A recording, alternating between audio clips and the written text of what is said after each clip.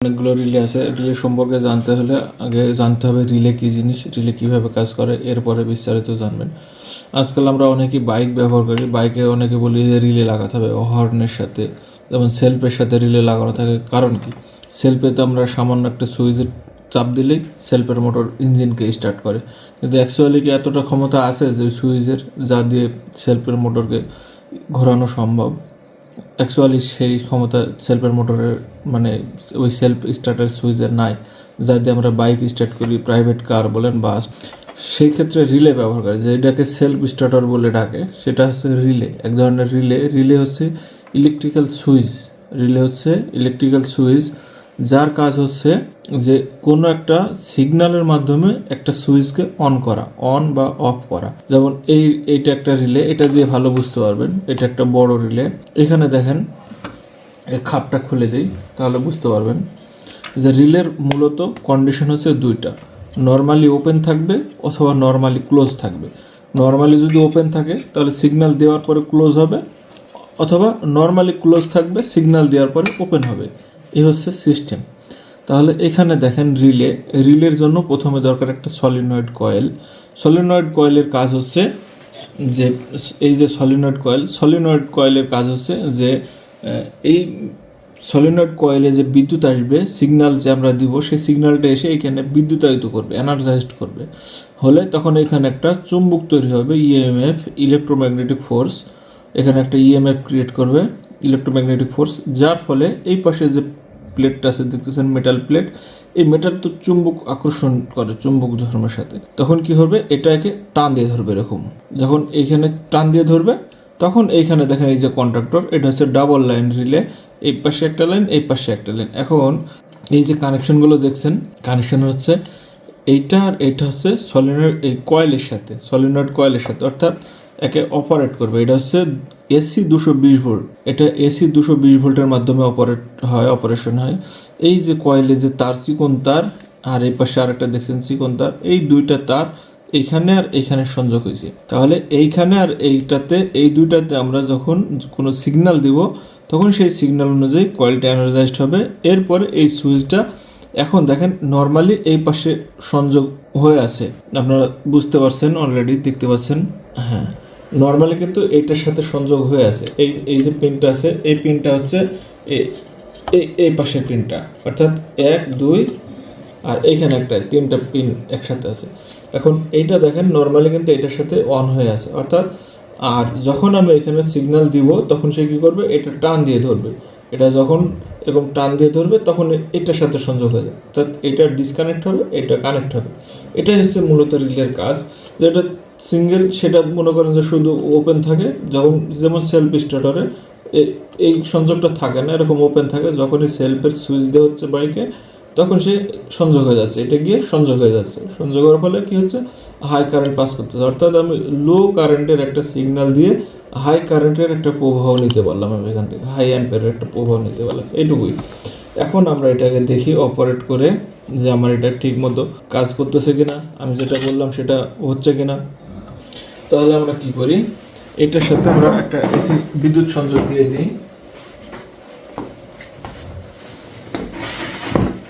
আমরা রিলেটাকে অন করে দেখব যে অ্যাকচুয়ালি রিলেটা ঠিক সেইভাবে কাজ করতেছে কিনা।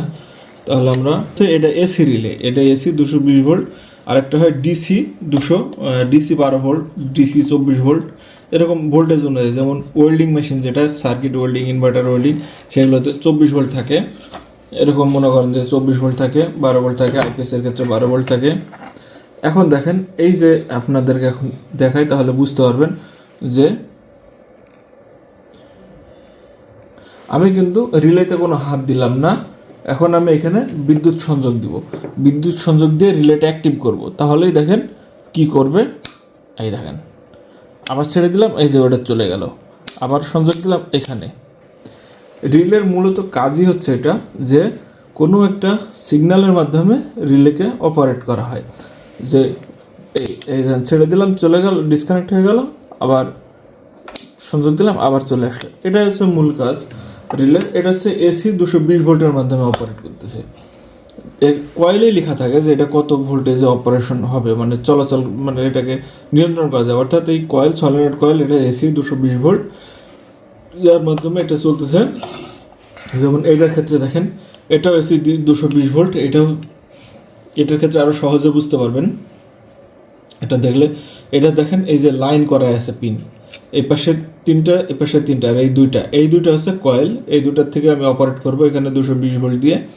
আর এইখানে এইটা হচ্ছে সেন্ট্রাল লাইন, এই মাঝখানেরটা, এই পাশে একটা আছে, এই পাশে একটা আছে, অর্থাৎ দুই পাশে দুইটি আলাদা আলাদা। তাহলে এইটা নর্মালি এর সাথে ক্লোজ। এখানে বিদ্যুতের ফেজ, জেনারেটরের ফেজ, বিদ্যুতের নিউট্রাল, জেনারেটরের নিউট্রাল, আর এইখানে আউটপুট নিউট্রাল, আউটপুট ফেজ। আমি আউটপুট নিলাম, নিয়ে এইটা জেনারেটরের ফেজের সাথে সংযোগ করে দিলাম। এই তাহলে কি হবে, যখন বিদ্যুৎ থাকবে তখন আমার এটা এনার্জাইজড হবে, এইখানে আউটপুটে চলে আসবে। তাহলে কি হলো, আউটপুটে চলে আসলো, এই যে বিদ্যুৎ থেকে আউটপুট চলে আসলো। আবার যখন বিদ্যুৎ চলে যাবে তখন অটোমেটিক জেনারেটরে চলে যাবে, অর্থাৎ তখন আপনাকে আর সুইচ চেঞ্জ করা লাগবে না। আইপিএস এর ক্ষেত্রে ঠিক যেভাবে চলে আর কি, যে যখন আইপিএস অন থাকবে, অ্যাক্টিভ থাকবে, তখন রিলে অ্যাক্টিভ থাকবে, আইপিএস যখন ডিসকানেক্ট হয়ে যাবে তখন রিলে ক্লোজ হয়ে যাবে। এটাই আর কি, সেম এইভাবে কাজ করে। এটা এসি 220 ভোল্ট রিলে। এটার ক্ষেত্রে দেখেন, এটা কিন্তু এই যে ডিসি রিলে 12 ভোল্ট, এই যে বলছিলাম না ডিসি 12 ভোল্ট, এই যে এটা হচ্ছে 12 ভোল্ট, এই যে ডিসি। এটা তারের কারণে দেখতে পাচ্ছেন না, হ্যাঁ এখন দেখতে পাবেন। হ্যাঁ, এটা হচ্ছে 12 ভোল্ট, এটা হচ্ছে 12 ভোল্টের মাধ্যমে অপারেশন হয়। এটা 12 ভোল্টের রিলে, এটা সিঙ্গেল লাইন রিলে, এগুলো তো ডাবল লাইন, এটা সিঙ্গেল লাইন, এটা 5 পিনের। এখন এটা 4 পিনেরও হয়। 4 পিনের হলে কি হবে, নর্মালি হয় ওপেন থাকবে, না নর্মালি ক্লোজ থাকবে। যেমন এখানে দেখেন, এই যে লেখা আছে এখানে, এই যে ON দেখতে পাচ্ছেন, NO, normally open, normally close. কার সাথে, এর সাথে এ নর্মালি ওপেন, মানে এটা যখন আমি এইখানে আর এইখানে 12 ভোল্ট সাপ্লাই দেবো তখন এর সাথে ক্লোজ হয়ে যাবে, অর্থাৎ এটা এর সাথে সুইচিং হবে। আবার যখন এখানে ডিসকানেক্ট করে দেবো বিদ্যুৎ, তখন এর সাথে ক্লোজ হয়ে যাবে। এটা আপনি মোটরসাইকেলের হর্নে ব্যবহার করতে পারবেন। হর্নে কীভাবে ব্যবহার করবেন, যে হর্নের সুইচের থেকে যে দুইটা তার আসলো ব্যাটারি কানেকশনের, মানে হর্নের যে ক্লিপ থেকে যে দুটো তার বেরোলো, সেই দুটো তার এর সাথে লাগা দেবেন, দুইটা তার এই দুইটার সাথে লাগা দেবেন। আর এইটা ব্যাটারির সাথে কানেকশন দেবেন। এখান থেকে একটা ব্যাটারির লাল তার নিয়ে আসবেন, না সেখানে দেবেন, দিয়ে এইখান থেকে একটা লাল তার বের করে নিয়ে হর্নে লাগাবেন।